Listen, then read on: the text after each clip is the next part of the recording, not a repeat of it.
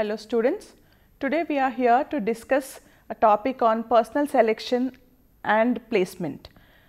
Personal selection is a core to any organization as it involves hiring process of various employees in the organization.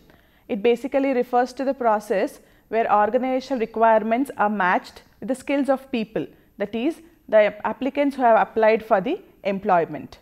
Okay. The importance of effective personal selection is proper selection of employees is necessary for any organization because of the various reasons, such as first, it will save the organization a large expenditure.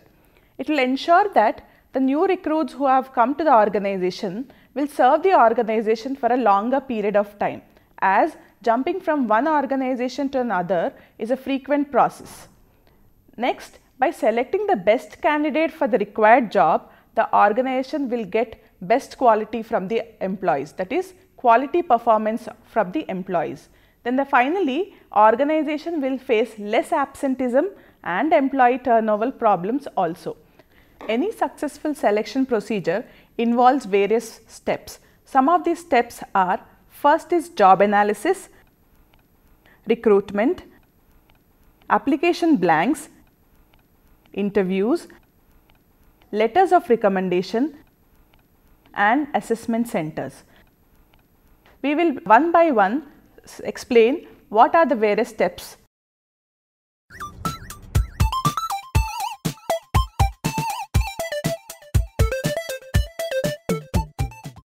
First, we talk about job analysis. Basically, job analysis deals with finding out what are the specific skills required for the job. That means, what are the various elements which get into the job, so that what are the various skills you have to look out in an employee who has to do that particular job. The basic purpose of job analysis is, one is to describe the nature and also the components of the job. Second is to provide information about tools and equipment used in the jobs. This refers to, for example, if you are doing a technical job, what are the various computer softwares etc. to be used in the job, so that you can look out an employee who has this specific skills. Next is to provide information about operations performed. After this, to identify the education and training required. There might be a job where you require a specific kind of training. Next purpose is to provide information about wages paid, as this is the right of every employee. And finally, to provide the information about unique aspects of the job. For example, there might be a job which requires different timings to work on. For example, in an MNC, maybe you have to work night shift as it has to coincide with the countries you are working with. Therefore, to provide information about unique aspects of the job, it also becomes the part of the job analysis.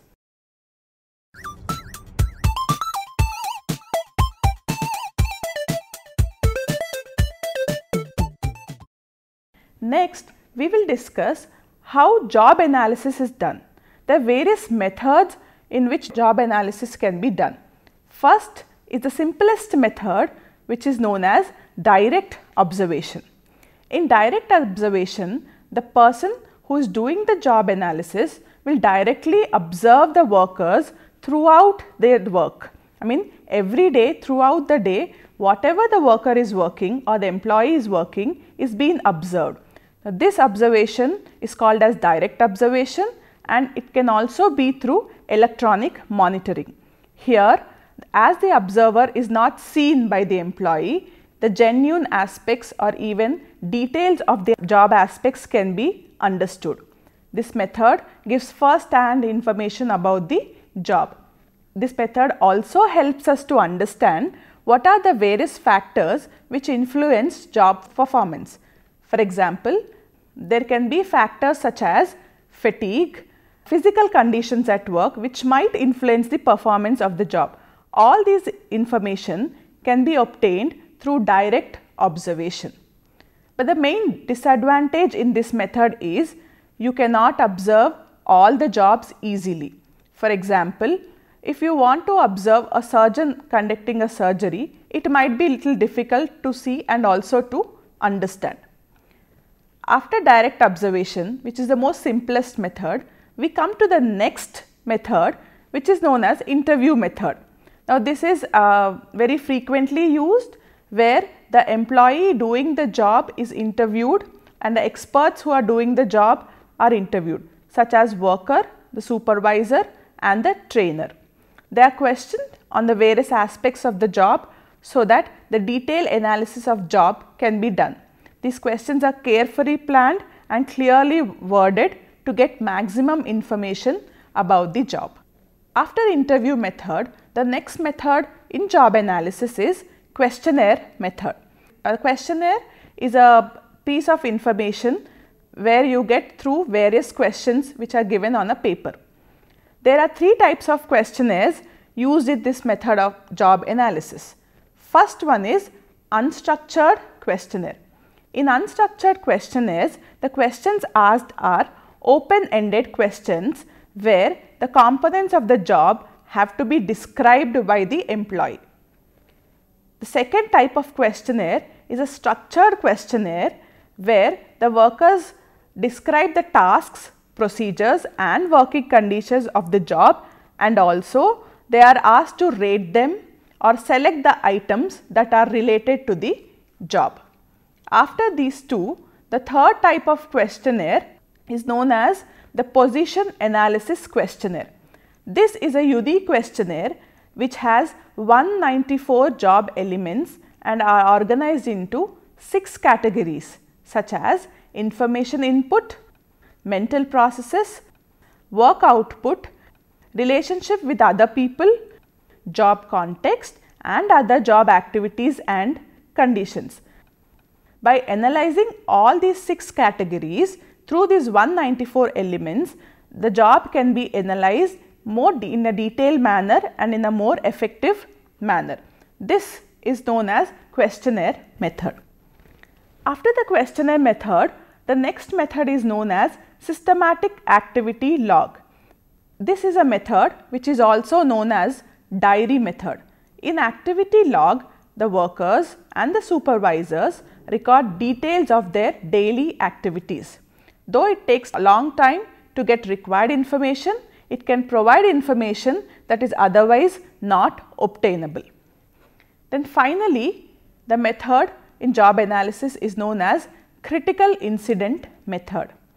In critical incident method, identification of unique behaviors is done that lead to successful job performance. Behaviors that distinguish good workers from poor workers and behaviors that lead to desirable or undesirable consequences of job are explained in critical incident method. Through all these methods, the method of job analysis is completed. Once the job analysis is completed, we get full information about the job, what are the various skills required for the job, and also what are the various educational or training qualification an employee should have. The next step after job analysis is the recruitment process.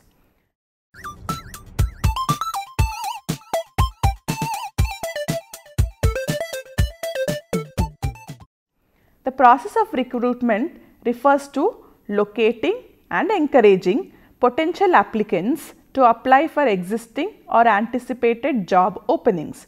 It basically aims at attracting a large number of qualified applicants who are ready to take up of a job if offered, and also searching for the prospective employees from various sources.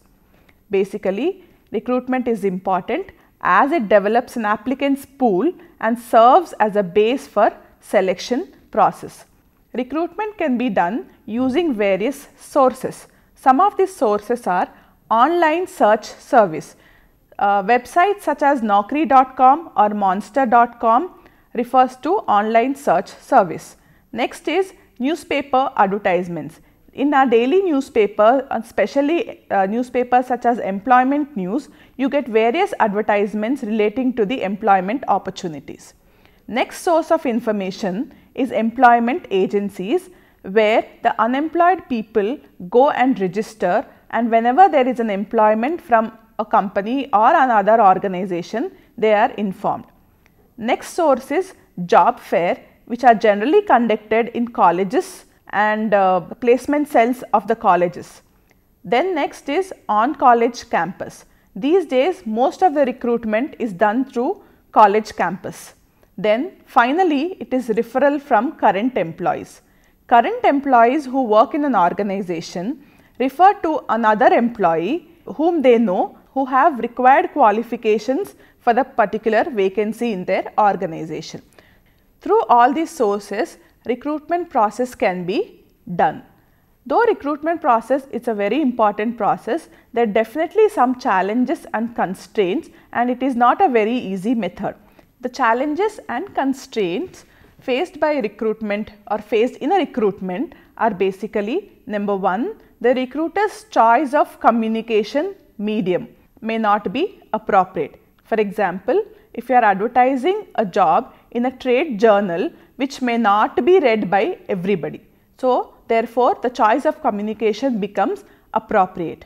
The second constraint is some candidates may view the vacancy as not in line with their current expectations. For example, the person who requires a job might feel that this particular job which has been advertised is not challenging, or the timings are not good, or physical working conditions is not according to his convenience. Then the next constraint is poor image of the organization. If the image of a firm is perceived to be low, it can be because of factors such as declining industry, earning a bad name because of environmental pollution, poor quality products, etc. Then the recruitment process can become a problem. Next constraint in recruitment is unattractive job. Jobs that are dull, boring, anxiety producing, devoid of career growth opportunities, generally do not reward performance in a proper way. Next constraint is conservative internal policies. A policy of filling vacancy only through internal promotions based on seniority, experience, job knowledge, etc. may often come in the way of searching for a qualified hands in a broader job market in an unbiased way. Then there is limited budget support. Recruiting efforts require money. Sometimes because of limited resources, organization may not like to carry on the recruiting efforts for a long period of time. Therefore, it becomes a constraint in recruitment process. Then finally, it is restrictive policies of government. Reservations for special groups such as scheduled castes, scheduled tribes, backward classes, etc. have to be filled according to the constitutional terms. This sometimes may be a constraint in recruitment process. Nevertheless, recruitment process gives us the applicants pool and forms a basis of selection process.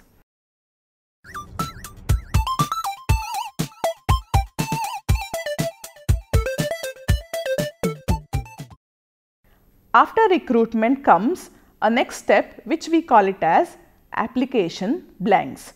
This helps in securing information from the prospective employees. The information collected through application blank is educational qualification, work experience, salary, personal details, references, etc. It also sometimes includes interests, attitudes and hobbies. Some organizations use paper application blanks and other also use online applications.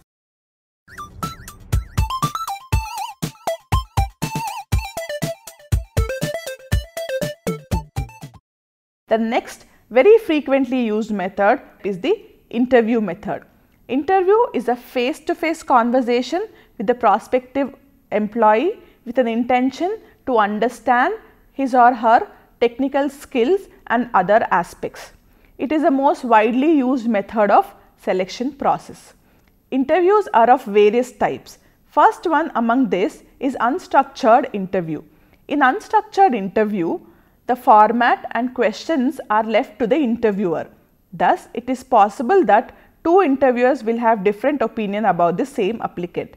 What happens in an unstructured interview is the questions to be asked to the prospective employee is not defined or structured beforehand. So, the questions are mostly spontaneous. So, the disadvantage here is when there are more than one interviewer, people might have different opinion about the same applicant. Next is the structured interviews.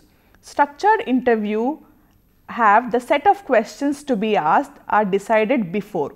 The same questions are asked to the all applicants. The process of interview is standardized, therefore, there is less chance of interviewers bias. Most of the interviews which are conducted to understand the technical aspects or technical skills of a person, structured interviews are used. Next is situational interview is designed to measure specific job behaviors that are required for successful job performance. This interview is organized first by preparing a list of critical incidents that differentiate successful employees from non-successful employees, then converting incidents into questions, and finally by deciding the scoring system. Here these incidents are in the form of questions are posed to the prospective employee and asked, how would you behave in this critical incident? According to the response of the prospective employee, the scoring is given. Next is the puzzle interview. Applicants here are asked to solve puzzles. It basically helps to measure critical thinking, creativity, flexibility of thought and ability to reason under pressure. And finally, there is online interview. With the advancement in the technology, many organizations are nowadays using online interviews for screening the applicants. Computer software is designed for an online interview. For a position, the same multiple choice questions are asked in the same sequence to all applicant. The applicant has to do this online, that is sitting wherever he wants to and attend the interview. Online interviews are also done through video conferencing, where for example, the person is in one country and the prospective employee is in another country. The online interview can be done through video conferencing. Though interview method is the most frequently used method in selection process, it definitely has certain limitations which have to be overcome. First limitation is prior information. Whenever the interviewer has prior information about the prospective employee, it might be difficult for the interviewer to do the interview as he becomes biased. The next limitation is the contrast effect. In the contrast effect, the prospective employees are compared with one another. For example, after two people who do not do the interview well, the third person, though he has done the interview on an average level, the interviewer might feel the person is very good because of the two poor applicants before. Next limitation in the interview method is interviewer's prejudice. Here the interviewer might be biased. For example, the interviewer might have a view that this particular job might not be done very well by female applicants. Therefore, though the female applicant is very good according to the qualification and also skills, they might not find it very convincing.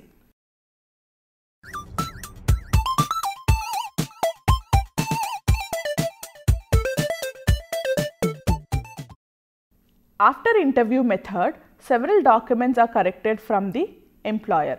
Among this, one document which plays a very important role is references or letter of recommendation. It is a process of getting information about applicants from people who know them for a long time. For example, teachers, former employees, co-workers, etc. The purpose here is to see others' impression about the applicants, and also it helps in verifying the applicants' information. But the main disadvantages in references or letters of recommendation is that the former employee might not give the correct information about the prospective employee because of various reasons.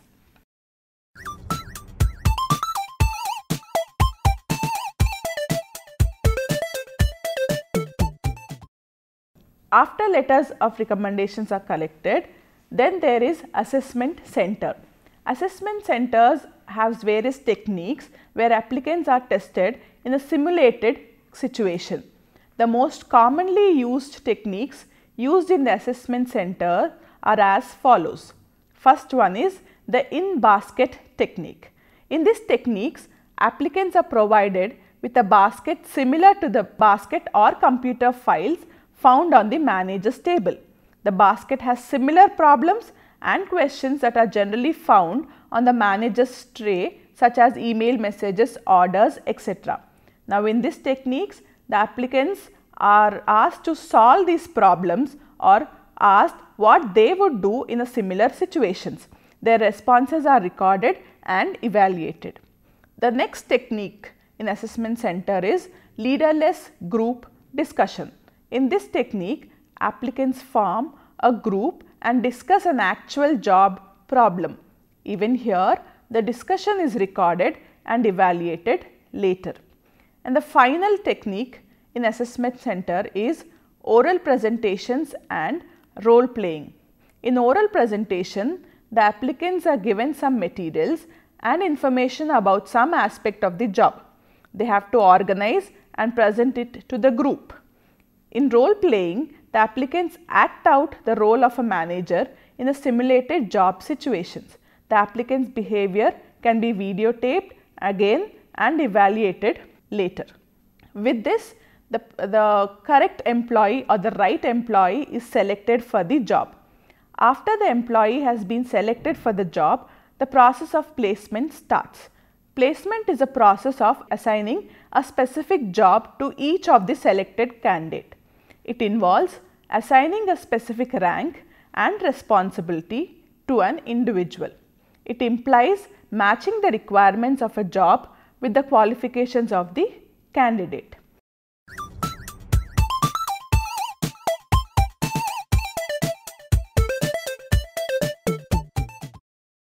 Once the employee is selected and placed on the appropriate job, the process of familiarizing the employee with the job and the organization is known as induction. Induction becomes an important aspect as it helps a new employee to get familiar with people in the new organization and also working conditions in the new organization. The main objectives of induction program are: 1. To help the newcomer to overcome his shyness and nervousness in meeting new people in a new environment. To give the newcomer necessary information such as location of different departments, rest periods, etc. It reduces confusion and develops healthy relations in the organization. To ensure that the newcomer do not form false impressions and negative attitude towards the organization. Then also to develop the sense of belongingness and loyalty towards the organization. Next, to reduce employee grievances, absenteeism and also labor turnover. And finally, to supply information concerning the organization, the job and also employee welfare facilities. These are the main objectives of induction program.